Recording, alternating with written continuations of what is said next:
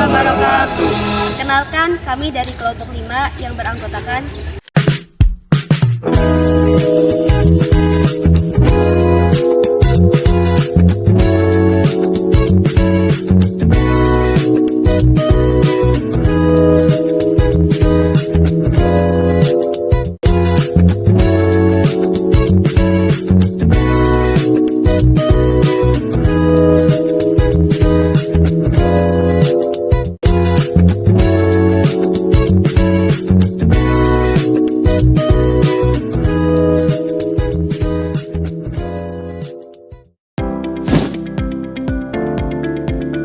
Industri drama Cina Mikro saat ini mendominasi pasar hiburan digital dengan menawarkan kepuasan instan bagi mahasiswa. Fenomena ini memicu adaptasi yang berisiko menurunkan produktivitas akademik serta mengikis nilai-nilai jati diri bangsa. Penelitian ini bertujuan memetakan pola adiksi tersebut berdasarkan perspektif gender guna memperkuat ketahanan identitas nasional mahasiswa Universitas Siliwangi di tengah derasnya arus budaya asing. Dari latar belakang tersebut, maka dirumuskan masalah sebagai berikut. Yang pertama, bagaimana tingkat adiksi drama Cina terhadap mahasiswa Universitas Siliwangi?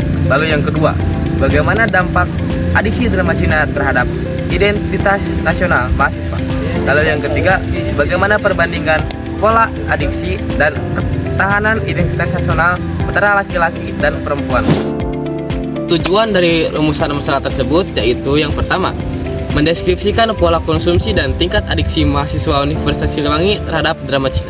Lalu yang kedua, menganalisis dampak adiksi tersebut terhadap pemaknaan identitas nasional. Lalu yang terakhir, yang ketiga, membandingkan karakteristik adiksi dan ketahanan identitas nasional antara laki-laki dan perempuan. Selanjutnya, masuk ke bagian landasan teori yang menjadi dasar dari penelitian ini. Landasan teori yang pertama yaitu adiksi media. Adiksi media merupakan perilaku mengonsumsi media secara berlebihan dan sulit dikendalikan sehingga bisa mengganggu aktivitas sehari-hari. Hal ini biasanya dipengaruhi oleh konten yang menarik, instant gratification atau kepuasan yang cepat, dan juga kemudahan akses media digital saat ini. Ciri utamanya dapat dilihat dari intensitas penggunaan media, durasi menonton yang tinggi, dan juga munculnya rasa ketergantungan terhadap media. Landasan teori yang kedua yaitu perbedaan gender dalam adiksi media. Perbedaan gender berkaitan dengan perbedaan perilaku antara laki-laki dan perempuan dalam mengonsumsi media.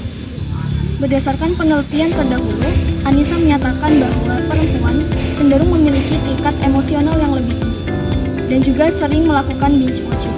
Sementara untuk laki-laki lebih berorientasi pada aspek visual dan juga pada hiburan. Landasan teori yang ketiga yaitu identitas nasional.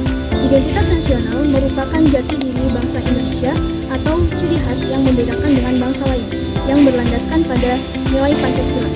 Unsur utamanya meliputi nasionalisme, budaya, bahasa, dan simbol negara. Masuknya budaya asing melalui media digital tentunya dapat memengaruhi identitas nasional, sehingga kita perlu mempertahankan nilai dan budaya Indonesia di tengah perkembangan arus media saat ini. Pada penelitian ini yang digunakan adalah kualitatif deskriptif yang bertujuan untuk memahami fenomena secara mendalam.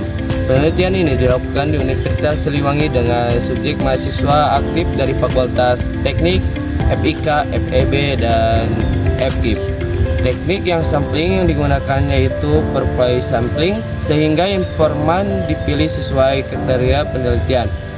Pengumpulan data dilakukan melalui observasi, wawancara, dan dokumentasi. Kemudian data dianalisis melalui tahap reduktif, data, penyajian data, hingga penarikan kesimpulan. Hasil penelitian yang kami dapatkan terbagi menjadi 3 poin. Poin pertama, identitas nasional. Tidak ada perubahan besar terhadap perilaku dan nasionalisme mahasiswa. Mahasiswa tetap mencintai budaya Indonesia. Drama Cina hanya menjadi hiburan dan sumber wawasan budaya asing. Poin yang kedua, tingkat adiksi. Mahasiswa menonton drama Cina hanya pada waktu luang. Durasi menonton sekitar 1-3 jam. Tidak menunjukkan perilaku adiksi berlebihan. Poin yang ketiga, perbandingan gender. Perempuan lebih tertarik pada visual dan alur emosional. Laki-laki lebih fokus pada cerita yang menarik tidak ditemukan perbedaan tingkat adiksi yang signifikan. Oke teman-teman, mari kita bahas tentang apa sih yang sebenarnya terjadi di lapangan tentang fenomena drama Cina ini. Jadi, alasan kenapa banyak teman-teman mahasiswa yang suka nonton drama Cina itu ternyata cukup sederhana. Di antaranya cuma untuk healing atau cuma untuk mengisi kekosongan waktu di sela-sela tugas kuliah. Nah, kenapa nontonnya drama Cina? Kenapa nggak scroll TikTok aja? Nah, justru itu TikTok menjadi gerbang utama mereka untuk menonton drama Cina. Kenapa? Karena FYP TikTok itu banyak sekali bertebaran penggalan-penggalan video tentang drama Cina. Nah, itu menjadi pemicu mereka untuk penasaran tentang alurnya selanjutnya itu kayak gimana. Tapi tenang aja, meskipun tren ini lagi marak, tapi identitas nasional mahasiswa Universitas Siliwangi masih terjaga dengan aman. Kenapa? Karena intensitas nontonnya nggak sampai yang candu sampai parah gitu. Mahasiswa kita pintar, mereka bisa membedakan mana yang cuma tontonan dan cuma hiburan. Mereka tetap bangga sama budaya kita sendiri dan tidak gampang terpengaruh atau meniru budaya asing secara mentah. Jadi, meskipun kita suka tontonan luar, tapi jiwa nasionalisme kita tetap nomor satu.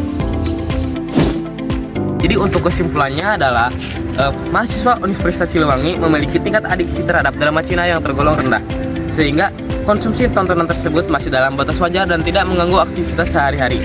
Kebiasaan menonton drama Cina juga tidak memberikan pengaruh terhadap identitas nasional mahasiswa, karena mereka tetap mampu mempertahankan nilai dan budaya Indonesia dalam kehidupan sehari-hari. Selain itu, tidak terdapat perbedaan yang signifikan antara mahasiswa laki-laki dan perempuan dalam tingkat adiksi terhadap drama Cina. Di tengah masuknya budaya asing, mahasiswa tetap memiliki kesadaran untuk menjaga dan melestarikan budaya nasional Indonesia.